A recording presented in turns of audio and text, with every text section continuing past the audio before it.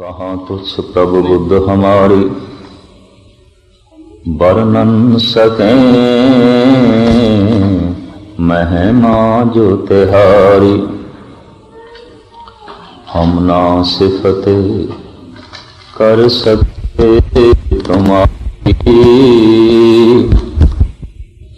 एहो कीत बखाने महिमा तोर तो ही प्रभ जाने। पिता जन्म ज्यों पूत ना पावे, कहाँ तवन का भेद बतावे।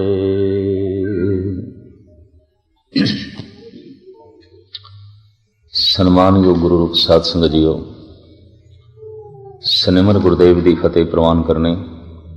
वाहिगुरू जी का खालसा, वाहिगुरू जी की फतेह। कल दास ने एक विचार लड़ीवार रखने का कुछ मन बनाया सी, उसे नहीं दोहराते हाँ। दरअसल कुछ रस्ते जमीन ते ने, सड़कां जिन्हां ते सानू चलना पैंदा है। एक जगह तो दूसरी थां ते कुछ पड़ावां तो लंघ के, इस तरह सुरत संसार तो जद निरंकार तक पहुंचती है, पदार्थ तो जद परमात्मा तक पहुंचती है, तो कुछ पड़ावां तो लंघ के बकायदा कुछ पड़ाव ने, उन्हां पड़ावां दे बकायदा नाम ने, रस्तियां दे भी नाम ने। एक रस्ते नूं इस्लाम कहंदे ने, इस्लाम एक रस्ते दा नाम है और इस रस्ते च पड़ाव ने। सनातन मत एक रस्ते दा नाम है और इस रस्ते दे कुछ पड़ाव ने। ईसाईयत, यहूदी ते पारसी ये रस्तियां दे नाम ने और इन्हां रस्तियां दे च अपने पड़ाव ने। गुरमत ये गुरु दा पंथ है, इस दे भी अपने नाम ने और इस पंथ दे, इस मार्ग दे, इस रस्ते दे अपने पड़ाव ने। जद भी किसी ने मंजिल ते पहुंचना है, पड़ावां तो लंघ के पहुंचना है। पहले मैं थोड़ी जिहा इन्हां रस्तियां की भी व्याख्या कर दिया ते फिर पड़ाव ने ते पड़ावां का जिक्र भी पहले कर दिया। सनातन मत ने 3 पड़ाव दसे ने, कर्म कांड, उपासना कांड, ज्ञान कांड। ज्ञान कांड नूं ओ मंजिल कहंदे ने, टिकाणा कहंदे ने। इस्लाम 4 हिस्सियां विच तकसीम करदा है, 3 नूं पड़ाव मनदा है, चौथी नूं मंजिल मनदा है। शरीयत, तरीकत, मार्फत और हकीकत।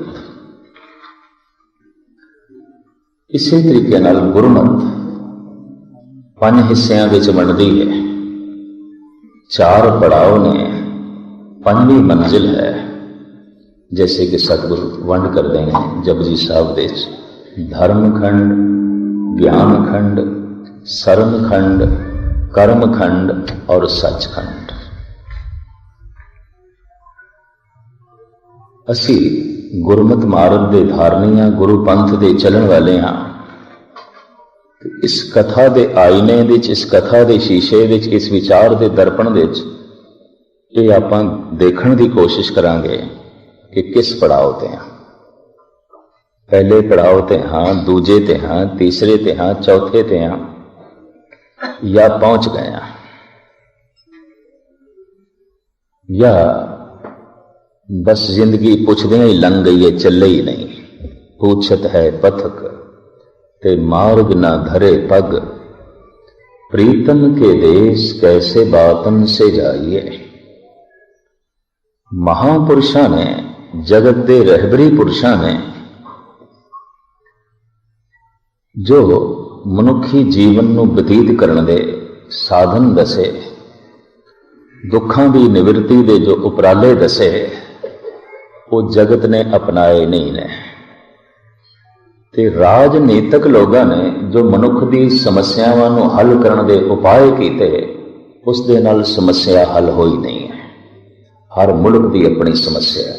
कोई भी मुल्क दावे नाल नहीं कह सकता छाती ते हथ रख के कि साडे मुल्क की कोई समस्या नहीं। कुछ ना कुछ समस्या है। किधरे आर्थिक समस्या है, किधरे सामाजिक समस्या है, किधरे राजनीतिक समस्या है। और इन्हां समस्यावां नूं सुलझाण दा हल करन दा राजनीतिक लोगों ने दावा किया होया है, लेकिन हर मुल्क दे विच समस्यावां मौजूद ने। समस्यावां हल नहीं होना। महापुरुषों ने जो हल दसिया वो जगत ने कबूल नहीं किया।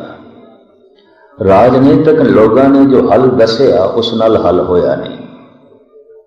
जो समस्यावां दा समाधान पेश किया एकाग्रता बख्शने, मैनूं थोड़ा जिहा रिपीट भी इस वास्ते करना पैंदा। कीर्तन नूं किसी थां तो भी सुन सकते हैं।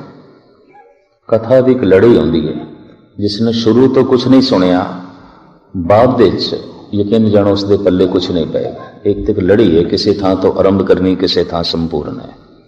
इस वास्ते चरनां च बने हैं कि जदों आरंभ होवे उस समय तक पहुंचने की कृपालता करनी। महापुरुषों ने जो मनुख दीयां समस्यावां दा जो हल दसिया वो मनुख ने कबूल नहीं किया। और राजनीतिक लोगों ने जो समस्यावां दा समाधान लभ्या उस नाल समस्यावां हल नहीं होईयां। सारी दुनिया विच समस्यावां नूं हल करने की जिम्मेवारी राजनीतिक लोगों को है। मुल्क नूं कोई चला रहे हैं। समाजिक जिंदगी के नियम वही बनाते हैं, आर्थिक ढांचा वही बनाते हैं, राजनीतिक नियम वही बनाते हैं, लेकिन मसला तो हल नहीं होया। कोई मुल्क दावे नाल नहीं कह सकता कि साडे मुल्क विच कोई समस्या नहीं।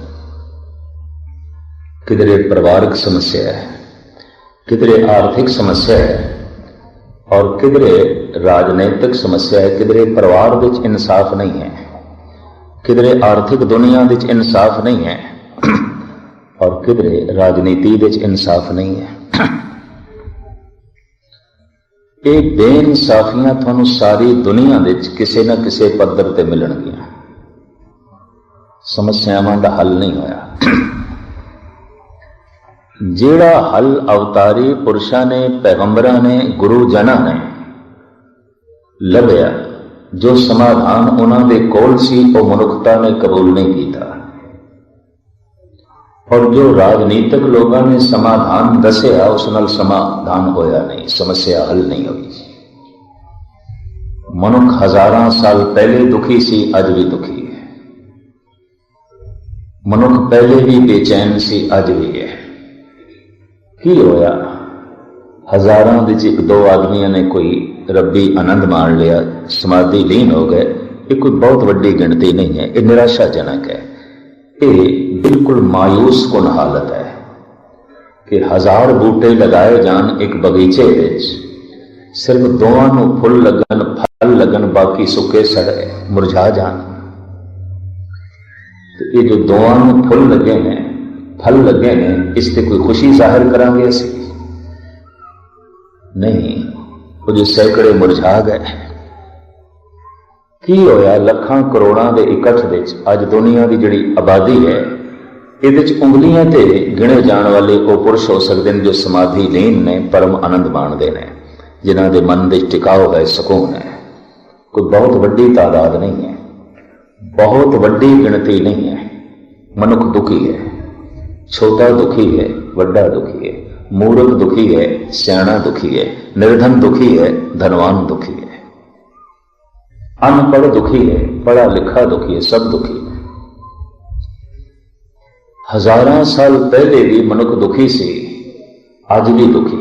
कारण क्या मनुख दुख लई जन्म लेंदा है? क्या मनुख सिर्फ दुख भोगण लई आया है? कतई नहीं। मनुख ते परम आनंद माणन लई आया है। ये जो मनुखा तन इसनों मिले है ये तो परमात्मा की प्राप्ति वास्ते मिले है। तो परमात्मा की है आनंद, परमात्मा की एक खुशी, परमात्मा की एक प्रकाश, परमात्मा की एक रस मनुख के कोल नहीं दिखाई देता। ना रस है, ना खुशी है, ना खेड़ा है, ना आनंद है। जे कई इस कोल परमात्मा है तो इसके अर्थ हो ये कोल आनंद है, ये कोल सदैवी खुशी है, ये कोल खेड़ा है, इसके कोल सरूर है, इसके कोल मस्ती है। तो ऐसा तो दिखाई नहीं देता। महापुरुषों ने जो समाधान लभ्या वो किसी भी मनुख ने कबूल नहीं किया। मैं फिर अर्ज करा, करोड़ों कोई 2-4 हो गए, ये कोई बहुत बड़ी गिनती नहीं है। और राजनैतिक लोगों ने जो समाधान दसे इस नाल समस्या हल नहीं हुई। हर मुल्क की अपनी समस्या, किधरे कोई समस्या है, किधरे कोई समस्या है। पहले मैं ये दसा कि महापुरुषों ने केड़े समाधान पेश किए, राजनैतिक लोगों ने केड़े समाधान पेश किए ने खुद तुसी स्टडी कर लो। हर मुल्क के आखिर राजनीतिक नियम बने हुए हैं, विधान बने हुए हैं, कॉन्स्टिट्यूशन जो है बकायदा बने हुए हैं। क्या उसके मुताबिक मनुखता सुखी हो गई? क्या उसके मुताबिक मनुख को परम आनंद मिल गया? क्या उसके मुताबिक सदैवी खुशियां ते खेड़े मनुख की झोली च पै गए ने? कतई नहीं। और इन्हां राजनीतिक लोगों ने की खेड़े देने ने, तो खुद रो रहे हैं, ये तो खुद बेचैन ने। जो आंकड़े पेश ने, दुनिया के 70% राजनीतिक रात को नींद दियां गोलियां खा के सौंदे ने, उन्होंने नींद नहीं पैंदी। बाकियां की खाक नींद देंगे? ये तो इतने बेचैन ने, ये तो खुद इतने परेशान ने, ये तो खुद इतने गमगीन ने।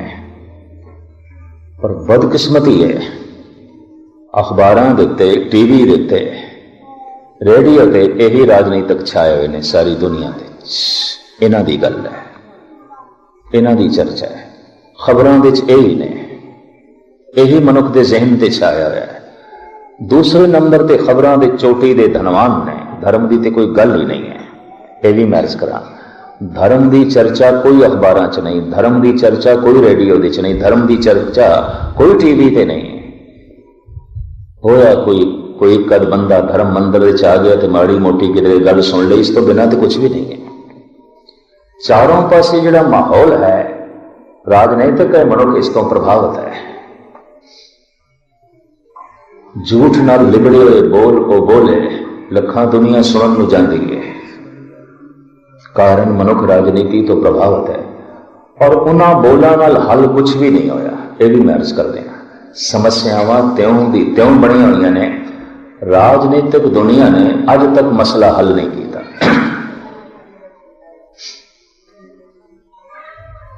धर्म ने जो मसला हल किया है, जो समाधान पेश किया है, जो दवाई अगों रखी है, ये मनुख ने कबूल नहीं की।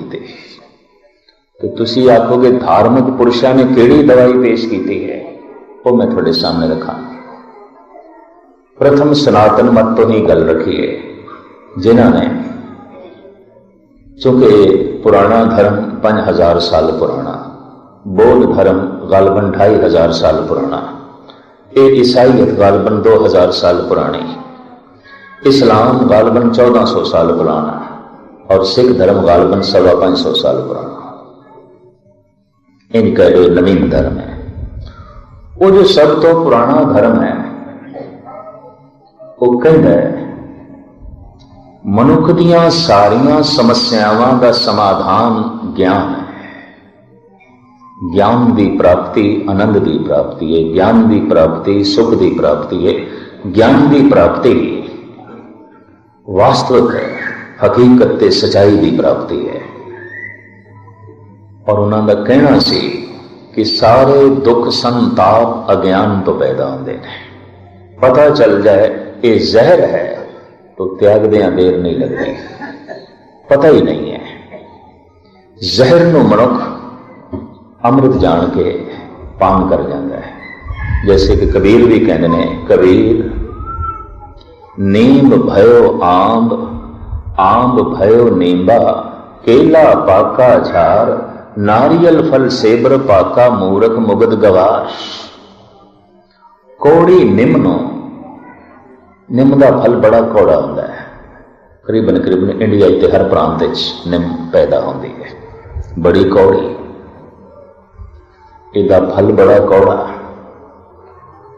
पर कबीर कहते मनुख ने उसनों अंब का फल जान के ग्रहण कर लिया, खा रहा है।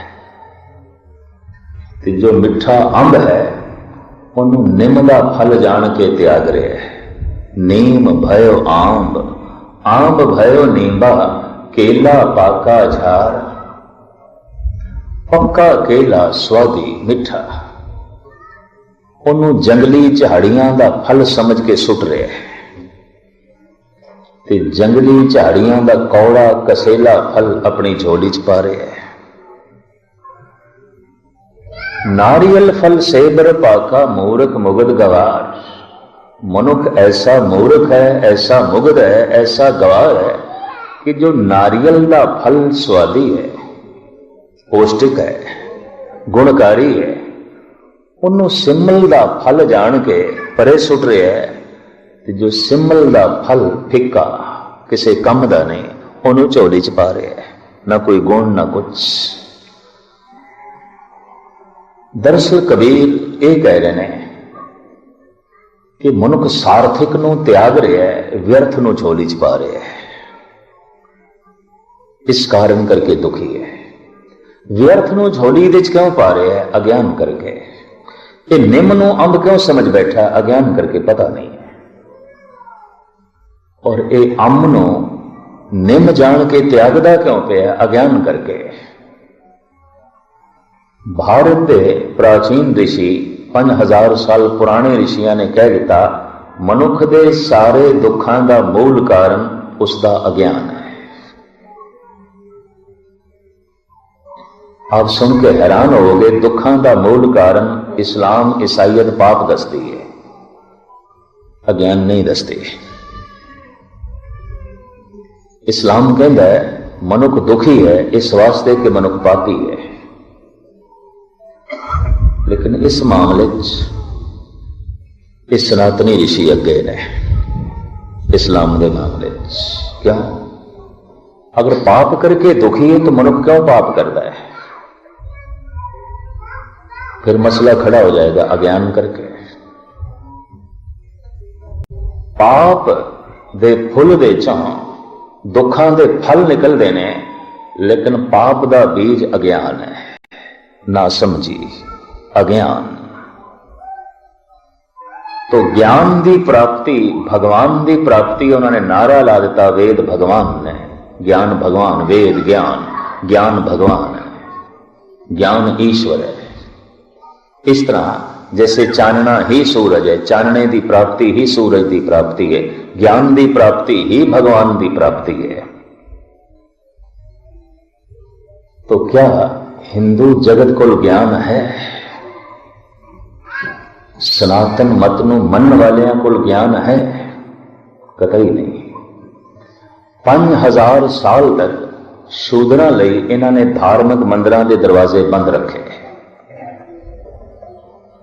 5000 साल तक इन्होंने शूदरां लई विद्यालयों के दरवाजे भी बंद रखे। शूदर पढ़ नहीं सकता, शूदर धार्मिक मंदिर में जाके इबादत भी नहीं कर सकता।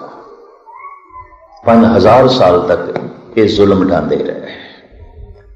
तो दूजे ते जुल्म ते मनुख अज्ञान करके ही कर सकता है, ज्ञान करके नहीं।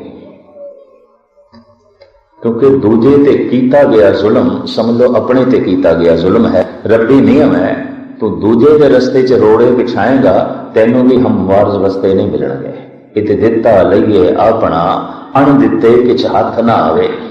तू दूजे को रुलाया है तो तू खुद भी हंस नहीं सकेगा। तू दूजे की भलाई है, तेरे भी सलामत नहीं रहने लगी। तू दूजे लई कंडे विछाए ने रस्ते च, फुल तेनों भी नहीं मिलन लगे। रब्बी नियम दिता लईए अपना, अण दिते किछ हाथ ना आवे। तो दूजे को रोण ते मजबूर कर देता है। याद रख, हंस तो भी नहीं सकेगा। एक रब्बी नियम है, ईश्वरी नियम है। ईरान का एक बड़ा प्रसिद्ध सूफी फकीर शेख सादी कहते हैं कि मैं नजूमी तो नहीं हाँ, ज्योतिषी तो नहीं हाँ, पर मैं दस सकदा कि बदकिस्मत बंदा कौन है, बदबख्त कौन है, बदकिस्मत कौन है। मनुख ज्योतिषियों को जाते हैं अपना सुख दुख पूछण, अपना भविष्य जानन। एक कहता मैं नजूमी नहीं हाँ, ज्योतिषी नहीं हाँ, पर मैं ये दस सकदा कि दुखी कौन है, बदबख्त कौन है, बदकिस्मत कौन है और क्यों है। कहता मैं दस सकदा। कोई इस तरह दसता है, गर इंसाफ पुरसी बद अख्तर कस अस। जे मैथों इंसाफ की गल पूछें बदकिस्मत कौन है, बदबख्त कौन है।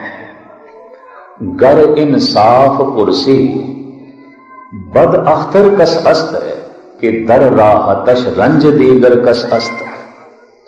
वो बदबख्त बंदा है जिस दियां खुशियां दूजियां दे गम ते खड़ियां ने। वो बदकिस्मत बंदा है जो दूजियां दी मौत दे चों अपनी जिंदगी लभदा है। वो बदबख्त बंदा है जो दूजियां दे नुकसान दे चों अपने नफे लभदा है, दूजियां दी बेइज्जती दे चों अपनी इज्जत लभदा है। वो बदकिस्मत बंदा है जो दूजियां दे हंजुआं दे चों अपने हासे लभदा है। नहीं मिलणगे इसको, ये हस नहीं सकेगा क्योंकि इसने किसी को रोण ते मजबूर किया। मुश्किल है इसकी झोली च कोई नफा पै क्योंकि इसकी किरत ने किसी का नुकसान किया है। मुश्किल है ये सिर ते पग सलामत रहे क्योंकि इसने किसी की पग लाई है। ये दिता लईए अपना अण दिते किच हाथ ना आवे। तू जो कुछ जगत की झोली च पावेगा पलट के वही वापस आता है। तू दूजे नूं रोण ते मजबूर किया है, हस नहीं सकेगा। ये दिता लईए अपना, पर तू दूजे की झोली दी खुशियां पाइया ने पलट के तेरी झोली च आणगे ते रब्बी नहीं। तू दूजे के रस्ते दे फुल बिछाए ने, तेनों भी रस्ते हमवार मिल जाएंगे। पर जे तू दूजे के रस्ते च रोड़े बिछाए ने ते रस्ते साफ तेनों भी नहीं मिलन लगे। रोड़े तेनों भी मिलणगे, रोकां तेरे रस्ते च भी होणगियां। रब्बी नहीं, ईश्वरी नहीं। कमाल दी गल, ज्ञान भगवान है इस तरह आखण वालियां लोगों ने 5000 साल तक धर्म मंदिरां दे दरवाजे ते विद्यालयां दे दरवाजे शूदरां ते बंद कीते। ते शूदर किसनों कहते सन? किरती नूं। जो पैरां लई जुत्ती बनावे शूदर, ते जिहड़ा सिर विच जुत्तियां मारे उहदी पूजा। जो तन ढकण लई कपड़े बनाए वो जुलाहा शूदर, ते जिहड़ा तिन्ने ही कपड़े ला के नंगा कर देवे उहदी पूजा। जो रहन लई मकान बना के देवे राज मिस्त्री ये शूदर, ते जो बने बनाया मकाना नूं अग ला देवे उहदी पूजा, उसकी प्रतिष्ठा। ऐसा होंदा रहा, किरती बंदे शूदर। जो मैं अपने ढंग नाल देखिया हिंदुस्तान की गरीबी के 2 कारण ने। एक तो हिंदुस्तान 1000 साल तक गुलाम रहा, 1000 साल। ये ईरानियां का गुलाम रहा, अफगानियां का गुलाम रहा, मुगलों का गुलाम रहा।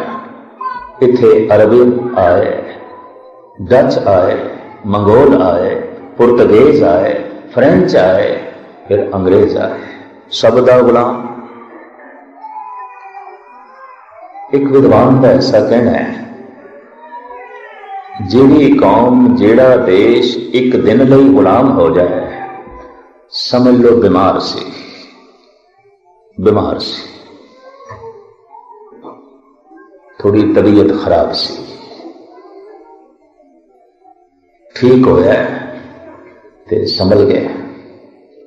जिहड़ा देश 1 साल तक गुलाम है बेहोश सी,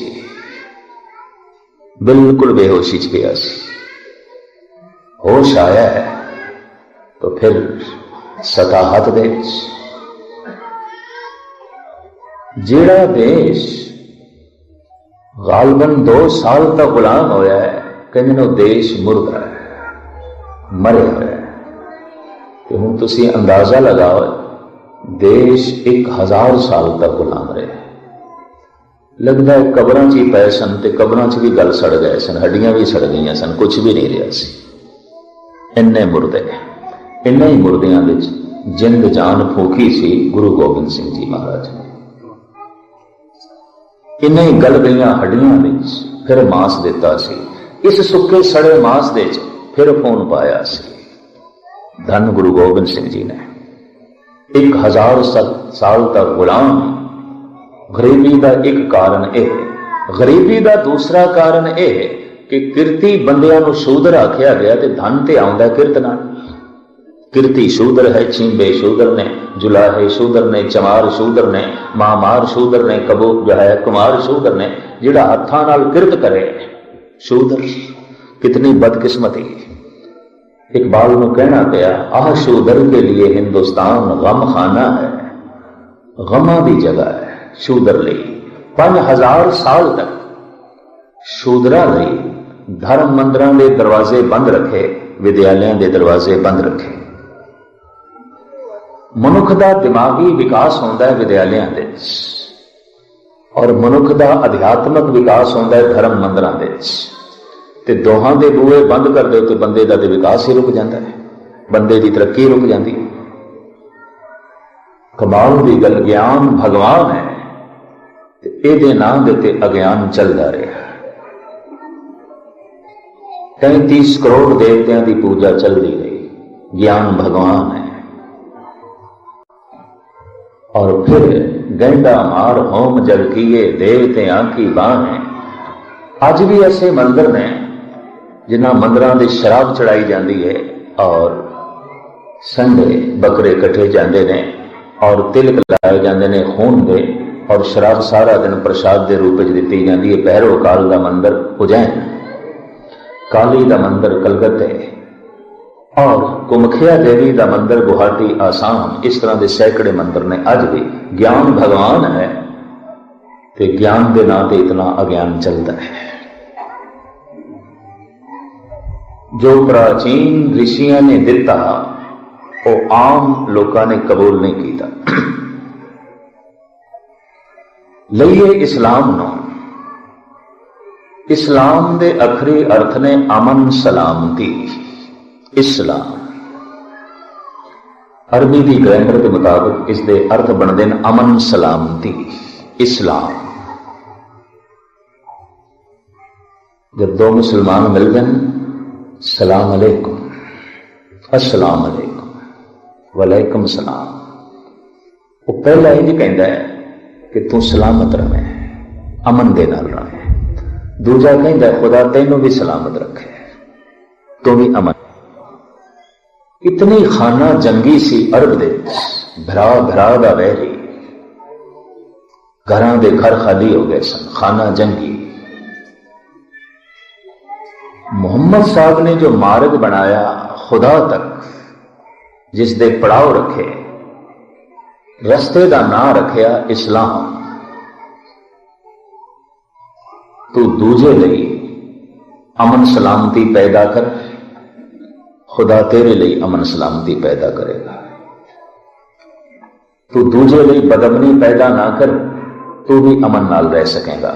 अगर तेरी होंद दूजे की सलामती खतरा पाती है तो याद रख सलामत तो भी नहीं रह सकेगा। रब्बी नहीं, एक ईश्वरी नहीं, ये रब्बी नहीं है। एक सूफी फकीर का इस बारे में बड़ा सुंदर कहना है, अज रहा चुनार के सलामत न कुनत। रस्ते विच आकड़ के न चल, इस ढंग नाल चल कि तेनों मजबूर होके कोई सलाम झुके ना, मजबूर होके तेनों मजबूर होके कोई सजदा करे। इस ढंग नाल आकड़ के ना चल, इस ढंग नाल प्रदर्शनी ना कर अपनी शक्ति दी, अपने धन दी, अपने रुतबे दी या अपने जोबन दी। अज रहा चुनार के सलामत न कुनद, बाखलक चुना जी के कयामत न। खलकत दे इस ढंग नाल रह कि तेरे रहन दे नाल कयामत ना होवे। कई बंदे बंदे नहीं होंदे, बस चिनगारियां ही होंदे ने। जिथे बैठे भांबड़ बालणगे, जिथे बैठणगे लाणगे। वो मनुख नहीं होंदे, भांबड़ ही होंदे ने। वो मनुख नहीं होंदे, चिनगारियां ही होंदे ने। जिथे बैठे शोले भड़कणगे। जिस परिवार विच बैठणगे, परिवार को बिखेर के रख देणगे। जिस भाईचारे च बैठणगे, तोड़ के रख देणगे।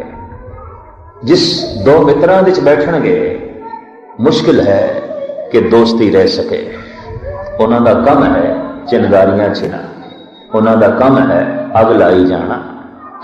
तो फकीर कहता है, अज राह चुनार के सलामत न कुरद, बाखलक चुना जी के कयामत न कुरद, दर मस्जिद गर रवि के चुना जौ के तुरा। जे तेरे अंदर खुदा की इबादत करने का शौक पैदा होए ते तू आखे मैं जाना है मस्जिद दे। दर मस्जिद गर रवि, जे तू मस्जिद विच जाना है इबादत करना, खुदा का नाम लेना। दर मस्जिद गर रवि के चुना जौ के तुरा, दरपेश न ख्वानद ओ इमामद न कुनद। मस्जिद विच सब तो अगे अगे होने की कोशिश ना करी, इमाम बनने की कोशिश ना करी। भी सारे मेरे पीछे ही नमाजी हो, सब मेरे पीछे हो गए, खलकत सारी दी सारी मेरे पीछे हो गए और मैं सब तो अगे, मैं नंबर 1। अगर इस तरह का जज्बा कोई धार्मिक मंदिर विच भी ले जाए कि मैं नंबर 1, बाकी सब मैं तो पीछे है, ये तो हंकार है। गुरु घर में शायद इसे वास्ते चरण धूड़ न मस्तक ते लाके आउंदे ने। मैं ते एक धूड़ खाक कुछ नहीं, मिट्टी खाक। पर जे कोई इत्थे भी आके ऐसा जज्बा दिखावे कि नहीं मैं नंबर 1 हाँ, बाकी सब मैथों पीछे है, दरअसल उसनों आन दे ढंग का फिर पता ही नहीं है। कबीर कहते ने, हर है खांड रेत में बिखरी, हस्ती चुनी न जाए, कहो कमीर कुल जात पात तज चीटी होए चुन खाए। हरि दा नाम ते खंड है, पर संसार दे विकारां दी रेत विच बिखरिया गया है, वासनावां दी रेत विच बिखरिया गया है। हाथी की तरह जिहड़ा आकड़ के आउंदा ते सूंद मारदा है, शायद दाना ते एक खंड का पैंदा मिट्टी मूँह च बहुती पै जाती, स्वाद नहीं आता, रस नहीं आता। पर जिहड़ी कीड़ी है वो रेत विच बिखरे दाणियां नूं भी खंड के दाणियां च मूँह विच पा लैंदी है, स्वाद मान लैंदी है। कीड़ी दी तरह कौन आया, कहो कबीर कुल जात पात तज। जात दा मान त्याग के, कुल दा मान त्याग के, धन का मान त्याग के, जोबन का मान त्याग के, प्रभुता का मान त्याग के, सारे मान नूं त्याग के कीड़ी की तरह जिहड़े आ जाते ने, रस मान के चले जाते हैं, स्वाद उन्हां दे मूँह विच पैंदा है। ये फकीर कहता कि किधरे मस्जिद विच जाण दा तेरा शौक है, इबादत करन दा, ते उत्थे सारियां नूं पछाणन की कोशिश ना करी, इमाम बनने की कोशिश ना करी। वो इमामद न कुनद, अमन सलामती इस्लाम। लेकिन यकीन जानो मुसलमानों ने जितना मुसलमानों का खून बहाया है, किसी होर ने नहीं बहाया। ये भी मैं अर्ज करते हैं, शिया ते सुन्नी मुसलमान साल दे साल लड़ते हैं और बड़ा खून बहाते हैं एक दूसरे का। मुहर्रम के दिनों पाकिस्तान में झगड़े हो जाते हैं, बांग्लादेश के झगड़े हो जाते हैं, अरब देशों झगड़े हो जाते हैं, हिंदुस्तान के झगड़े हो जाते हैं। बड़ा खून खराबा होता है, एक दूजे को मारते हैं और इस्लाम के नाम से लड़ते हैं, जब इस्लाम का मतलब है अमन सलामती। ईरान ते इराक की जंग ते सुन्नी मुसलमान की जंग सी। इराक सारा सुन्नी है, ईरान सारा शिया है। ईरानी सुन्नी नहीं है, शिया मुसलमान है। ये मोहम्मद साहब तो बाद दूसरा दर्जा हजरत अली नूं देंदे ने, जबकि सुन्नी हजरत मोहम्मद साहब तो बाद दूसरा दर्जा हजरत उमर को देंगे ने। थोड़े थोड़े मतभेद ने, बिल्कुल निके निके, और इतनी बड़ी दीवार खड़ी हो गई है कि शिया मुस्लिम, शिया ते सुन्नी नेड़े नहीं आ सकते। भयंकर लड़ाई होती है इन्हां दे साल दे साल। और गजब की गल यह है, इस तो इलावा और भी अनेका छोटे छोटे कारण ने जिस कारण करके सदियां तो मुसलमान मुसलमानों का ही खून बहाते रहे हैं। तख्त पटना साहब दे एक उगे राजनीतिक ने साहिब गुरु गोबिंद सिंह जी महाराज के गुरपुरब से दो शब्द आखे हिंदी विच, जिस तरह के शब्द सन वे सन, हमारे देश की समस्याएं अधिक हैं क्योंकि हमारे देश में बहुत प्रकार के मजहब हैं, भिन्न भिन्न भाषाएं हैं, भिन्न भिन्न खान पान पहरान है। इसलिए और देशों की बनिस्बत हमारे देश की समस्याएं अधिक हैं। इस देते गालवन वो 1 घंटा बोलिया, कहंदा हिंदुस्तान दीयां समस्यावां बाकी देशों नालों ज्यादा ने। क्यों? इस देश की भाषा एक नहीं है, बोली एक नहीं है।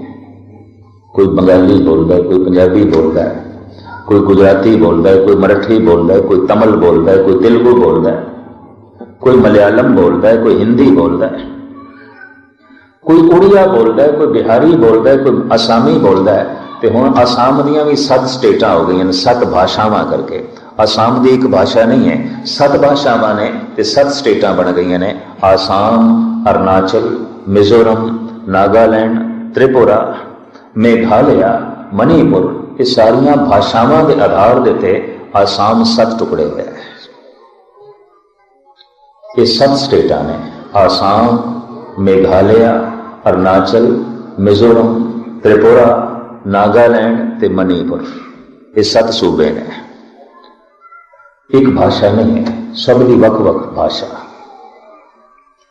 उड़िया है, मलयालम है, केरला दे मलयालम बोलते हैं, तमिलनाडु दे तमिल बोलते हैं, और आंध्रा दे तेलुगु बोलते हैं,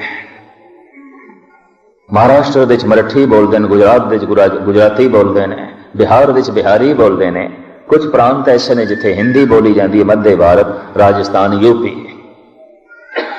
बंगाल दे बंगाली बोलते हैं, कश्मीर दे कश्मीरी बोलते हैं, और पंजाब दे पंजाबी बोलते हैं।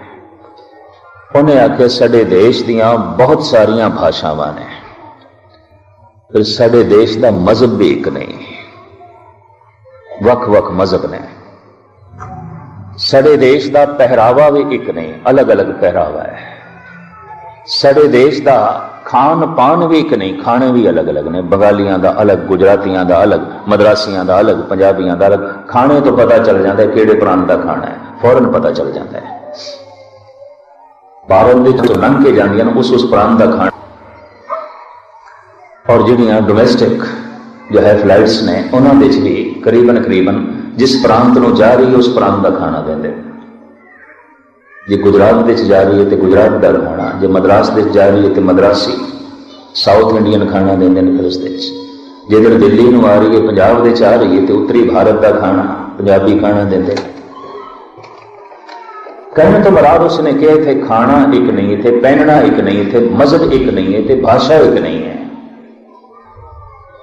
इस वास्ते इस देश दीयां समस्यावां बाकी देशों नालों ज्यादा ने। उस तो बाद मेरे दास का 1 घंटे का वक्त नहीं तो मेरे अंदर जो है जवाब उभरे सन, और मैं उत्थे बोले अभी मैं कि गालबन 22-23 देश ने, अरब, कुवैत है, इराक है, कतर है, बहरीन है, दुबई है, मिस्र है, जॉर्डन है, लीबिया है, सऊदी अरब है, गिणते जाइए भी 22 देश बनते हैं। सारियां दी भाषा एक है, सारे अरबी बोलते हैं। सारियां दा मजहब एक है, सारे सुन्नी मुसलमान हैं, और सारियां दा धर्म ग्रंथ एक है, सारियां दा इष्ट भी एक ही है, मोहम्मद साहब। सारियां दा मजहब एक है, मुसलमान। सारियां दी भाषा एक है, अरबी। और सारियां दा पहरावा भी इक्को है, लंबा चोला पहनते हैं, सिर ते रुमाल बनते हैं ते एक रस्सा बन लेंदे ने उपर, पहरावा भी इक्को है ते सारे एक दूजे दे खून दे प्यासे ने, सारे एक दूजे नाल नहीं बनते, मन मुटाव है। हुणे थोड़े ही दिन ही होए इराक ते कुवैत दा खाड़ी युद्ध होया। इराक ते ईरान गालबन 9 साल लड़ते रहे। आज तक जितना मुसलमाना ने मुसलमाना का खून वहाया और वहा रहे ने, यकीन जानो किसी दूसरे ने नहीं। ये भी मैं अर्ज कर दें, बिल्कुल छोटियां छोटियां गल्लां करके इन्हां दे झगड़े ने, बड़ा ही खून बहाते हैं, बहुत लड़ते हैं, रज के लड़ते हैं। इस्लाम तू दूजे नूं सलामत रहन दे, मुहम्मद साहब ने तो इंज आख्या सी ते तैनूं खुदा दी प्राप्ति हो जाएगी। ये तो दूजियां दे पैर लत्तां पे वड्डदे ने, दूजे दा चलना औखा पे करदे ने। खैर मुख्तसर में अर्ज करा, वेद ही भगवान है, ज्ञान ही भगवान है। क्या तमाम हिंदू जगत ने मन लिया? नहीं, अज्ञान ही भगवान चल रहे होते थे। बड़े वितकरे, बड़ा भेदभाव, बड़ी जात पात। 5000 साल तक शूदरां लई धार्मिक मंदिरां दे दरवाजे बंद, विद्यालयां दे दरवाजे बंद। ईसाई जगत नूं लईए ईसा ने ईश्वर की प्राप्ति, खुदा की प्राप्ति प्रेम ते रखी है। और उसने साफ कह दिता सी, अगर प्रेम प्राप्त हो गया तो समझ लो खुदा मिल गया। प्रेम सारियां नाल, पहले परिवार नाल कर, फिर संसार नाल कर, ताकि वह प्रेम वद्दा वद्दा निरंकार तक, खुदा तक पहुंचे। इस वास्ते ईसाई दुनिया साफ कह दिता गया, लव इज गॉड, प्रेम ही परमात्मा है। और यकीन जानो जितना ईसाइयों ने नफरत फैलाई और जितने देशों ते राज किया ते लुटिया, और इन्हां दी परिवारक जिंदगी की है, जो पिछले दिन यूरोप की परिवारक जिंदगी के मैनू आंकड़े पढ़न नूं मिले ने, 45% शादियां टुट जांदियां, तलाक हो जांदियां। रिश्तियां विच कोई मजबूती नहीं, कोई पक्याई नहीं। तो रिश्ता कदों टुटदा है? जब प्रेम नहीं है। मां बाप का बच्चियां नाल प्रेम नहीं, बच्चियां का मां बाप नाल प्रेम नहीं, पति का पत्नी नाल नहीं है, पत्नी का पति नाल नहीं है। रिश्तियां दे विच दराड़ आ गई है। ते जे परिवार दे विच प्रेम नहीं तो संसार दे विच की खाक होवेगा? किस तरह होवेगा? प्रेम तो उत्थों शुरू होना सी। लव इज गॉड ईसा दे बोलां दी धज्जियां उड़ा के रख दित्तियां ने इन्होंने। कुछ भी नहीं, इस चक्कर च ना पैना। बैरूनी जिंदगी देख के ठीक है, आर्थिक उन्नति देख के किते बहुत प्रभावित ना हो जाना। अर्थ होवेगा, धन होवेगा, ईसा का दिता हुआ धर्म नहीं है। ये मैं अर्ज कर दें, कोई नहीं है, बिल्कुल नहीं है। लव इज गॉड, प्रेम ईश्वर है। क्या है प्रेम? अद्धी तो ज्यादा दुनिया इन्होंने हथिया के रखी सी, राज कीता है। ते राज कीता कईयां नूं फांसियां ते चाड़ के, कईयां नूं कतल करके, कईयां नूं जोक तोक करके, कईयां नूं जला के, कईयां नूं मार के, एवें राज मिलदे ने। सारी दुनिया हथियाई ने, खूब लुटिया। जिथे गए उत्थे दे बाशिंदियां नूं पैरां थले लिताड़िया ते मारिया। एवें राज मिलदे ने, एवें मुल्क मिलदे ने। लव इज गॉड, प्रेम खुदा है। ते प्रेम दे नाम दे ते कितना जुल्म, कितनी नफरत, कितनी हकारत, कितना जुल्म ते तशद्दुद चलदा रहा। इस्लाम सलामती नूं पैदा कर, तेरी होंद बदमनी ना पैदा करे, तो यकीन जानो कदम कदम ते बदमनी मुसलमाना तो होई। ज्ञान ही भगवान है, कदम कदम तो देखने को मिलता है। प्रेम ही खुदा है। प्रेम ते घर विच भी नहीं पिया मिलता, बाहर की खाक मिलेगा, बच्चियां की दुनिया च भी नहीं मिलता। अगां चलिए, गुरु नानक गुरु गोबिंद सिंह जी महाराज ने जगत की झोली विच जिहड़ी सौगात पाई, उसनूं आख्या सिखी। सिख तो ज्यादा निर्माण शब्द होर कुछ नहीं हो सकता। सिख का मतलब है कि मैं सीखना चाहना और मैं कुछ भी नहीं जानता।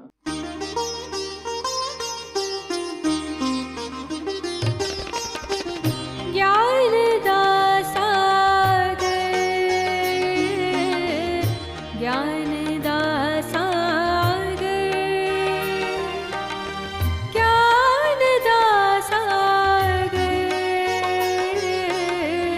ज्ञान